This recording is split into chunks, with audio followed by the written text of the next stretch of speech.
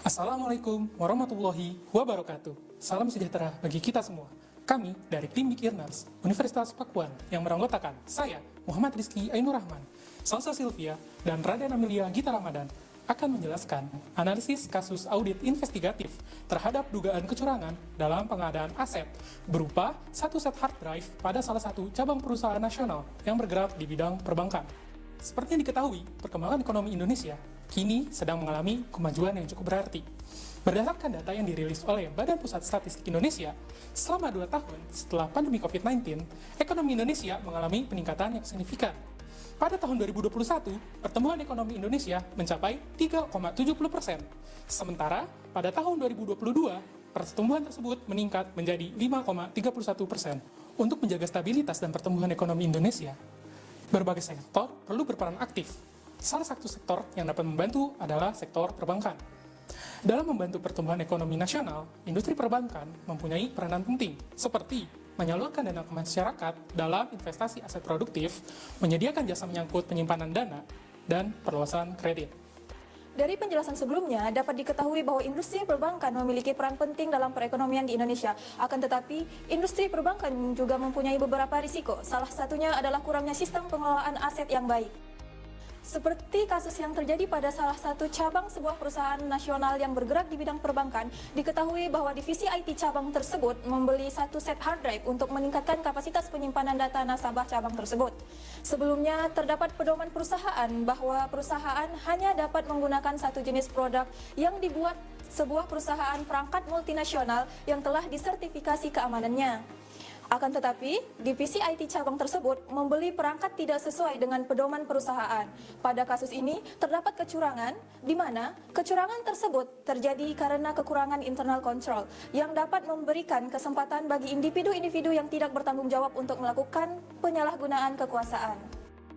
Berkenaan dengan permasalahan yang telah dipaparkan sebelumnya, terdapat beberapa pertanyaan yang perlu dijawab. Fraud atau penipuan adalah tindakan sengaja untuk memperoleh keuntungan pribadi atau merugikan pihak lain dengan cara yang tidak sah atau melanggar hukum. Dalam situasi transaksi yang telah dilakukan oleh perusahaan perbankan, fraud yang terjadi termasuk ke dalam penggunaan kekuasaan secara tidak benar untuk menghindari kebijakan perusahaan. Untuk mengidentifikasi kemungkinan fraud dalam transaksi tersebut, terdapat beberapa teori dapat digunakan, di antaranya teori segitiga kecurangan atau fraud triangle theory. Dalam teori ini menggambarkan 3 kondisi yang menyebabkan kecurangan. Yang pertama, yaitu tekanan atau pressure. Yang kedua, peluang atau opportunity. Dan yang ketiga, rasionalisasi atau rationalization. Dalam hal ini, teori-teori tersebut dapat digunakan untuk membuktikan ada atau tidaknya kecurigaan fraud dalam transaksi pembelian satu set hard drive untuk meningkatkan kapasitas penyimpanan data nasabah cabang perusahaan di bidang perbankan keuangan tersebut. Pemeriksaan lebih lanjut terhadap transaksi di atas dapat dilakukan pemeriksaan kepada vendor yang mensuplai pembelian satu set hard drive tersebut dan beberapa langkah-langkah lain yang perlu dilakukan untuk membuktikan apakah ada atau tidak adanya kecurigaan fraud atas transaksi tersebut, yaitu sebagai berikut. Yang pertama, pemeriksaan vendor. Yang kedua, dapat menghubungi cabang yang melakukan transaksi dan meminta penjelasan mengenai transaksi tersebut. Yang ketiga, penyediaan dokumen-dokumen. Yang keempat, penyediaan informasi mengenai perangkat. Yang kelima, memberikan informasi mengenai distributor. Yang keenam, pemeriksaan keamanan. Dan yang terakhir, pemeriksaan kebijakan perbankan keuangan. Berkaitan dengan konteks ini, teori-teori dan langkah-langkah di atas dapat dilakukan untuk membuktikan ada atau tidak adanya kecurigaan fraud pada transaksi di atas. Untuk menindaklanjuti kasus di atas, maka dibutuhkan informasi-informasi yang akurat untuk mengetahui apakah ada atau tidak adanya kecurigaan fraud. Ada informasi tambahan yang berguna untuk melakukan audit investigatif, yaitu skema penipuan vendor. Skema penipuan vendor ini dapat bervariasi, dari yang sederhana hingga yang rumit, dan seringkali melibatkan elemen dunia maya. Misalnya, skema penipuan yang melibatkan penggunaan metode tidak sah untuk mengambil keuntungan kecil dari transaksi, atau skema yang melibatkan pembuatan vendor palsu untuk mengarahkan pembayaran kepada diri sendiri atau pihak yang terkait. Dalam konteks transaksi pembelian satu set hard drive yang dilakukan oleh salah satu cabang perusahaan bidang perbankan keuangan di atas, bahwa alamat vendor tidak sesuai, di mana alamat vendor terletak di area residensial di luar Jakarta, sedangkan perusahaan perangkat multinasional hanya memiliki distributor utama di wilayah ibu kota Jakarta Pusat. Ini menunjukkan adanya ketidakpatuhan dengan kebijakan perusahaan. Hal tersebut mencurigakan karena biasanya perusahaan besar memiliki distribusi yang lebih luas dan tidak biasanya menggunakan vendor yang tidak terdaftar atau tidak terverifikasi. Dengan mempertimbangkan informasi tersebut, langkah audit yang dapat diperlukan untuk mengevaluasi dugaan penipuan dalam transaksi tersebut, yaitu dengan review dokumen transaksi, analisis data, wawancara dengan pihak-pihak terlibat, dan inspeksi sistem IT. Dengan mengikuti langkah-langkah ini, dapat dilakukan audit yang lebih mendalam untuk mengevaluasi adanya kecurigaan fraud dalam transaksi pembelian satu set hard drive tersebut, dan dapat mengambil tindakan yang diperlukan untuk mencegah dan mengatasi potensi jika benar adanya kecurigaan fraud dalam transaksi di atas. Dengan asumsi telah diperoleh data atau informasi tambahan, kami melakukan penelaahan informasi dengan menggunakan analisis 5W 2H. Berikut penjelasannya. Terdapat dugaan fraud yang terjadi di salah satu cabang perusahaan nasional berupa pembelian barang dari vendor yang tidak sesuai dengan kebijakan perusahaan. Pihak yang diduga terlibat dalam fraud ini antara lain, yang pertama, divisi pengadaan barang, ketua cabang, divisi IT, divisi keuangan, dan vendor yang terletak di luar Jakarta.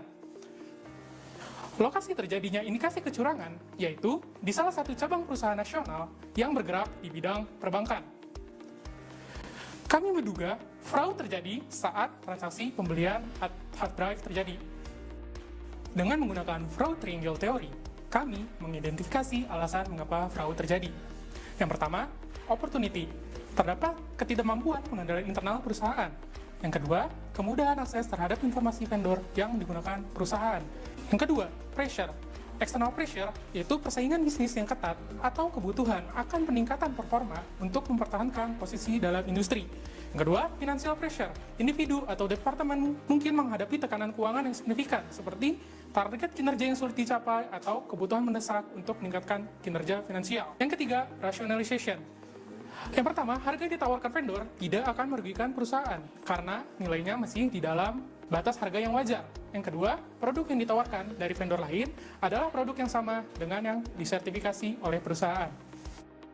Fraud dilakukan dengan cara melakukan pembelian barang yang tidak sesuai dengan kebijakan serta pedoman perusahaan, yaitu membeli barang di vendor lain yang mungkin dimiliki oleh seseorang yang dekat dengan salah satu karyawan perusahaan. Potensi kerugian yang dialami sebesar voucher transaksi pengadaan hard drive. Dari analisis di atas, berikut hipotesis yang dapat kami ajukan. Terdapat potensi pelanggaran pada pembelian aset berupa satu set hard drive terhadap pedoman perusahaan terkait pembelian produk yang belum disertifikasi keamanannya. Dan transaksi pembelian hard drive adalah bagian dari skema penipuan yang melibatkan perusahaan atau individu lain melalui pembuatan vendor palsu atau manipulasi faktur. Setelah menentukan hipotesis dari permasalahan di atas, selanjutnya kami membuat tahapan program audit. Itu sebagai berikut. Yang pertama, perencanaan. Tahapan ini meliputi yang pertama, menerima informasi awal kecurangan, yang kedua, menelaah informasi yang didapat menggunakan analisis 5W 2H, yang ketiga, membuat hipotesis yang didasarkan pada analisis 5W 2H. Tahap kedua yaitu perencanaan. Pada tahap ini kami melakukan yang pertama, pemeriksaan dokumen pembelian aset yang diterapkan oleh perusahaan. Yang kedua, periksa dokumen transaksi termasuk voucher pembelian dan faktur pembelian. Yang ketiga, pemeriksaan dokumen lain seperti purchase order dan bukti penerimaan barang. Yang keempat, memeriksa file induk vendor secara berkala untuk memastikan volume penagihan realistis dan tidak ada perbedaan. Tahap ketiga, pelaksanaan. Yang pertama, melakukan wawancara dengan pihak-pihak yang terlibat dalam transaksi. Yang kedua, mencari data tambahan untuk seperti perbandingan harga dengan vendor lain. Yang ketiga, mencari tahu apakah ada ketidakpatuhan terhadap kebijakan perusahaan atau hukum. Tahapan keempat, pelaporan. Yang pertama, mengumpulkan temuan dan bukti dalam laporan terstruktur, termasuk analisis data dan temuan wawancara. Yang kedua, membuat draft laporan audit yang didasarkan informasi yang dikumpulkan selama proses audit. Yang ketiga, mengirimkan draft kepada pihak yang berkepentingan seperti manajemen perusahaan, dewan direksi, atau komite audit. Yang keempat, memperoleh tanggapan dan merespon tanggapan yang diterima.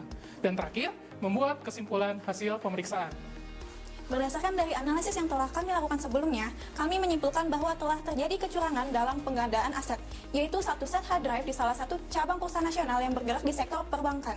Indikasi kecurangan ini muncul dari perbedaan alamat vendor yang tercatat pada voucher transaksi pembelian yang dilakukan oleh cabang perusahaan tersebut.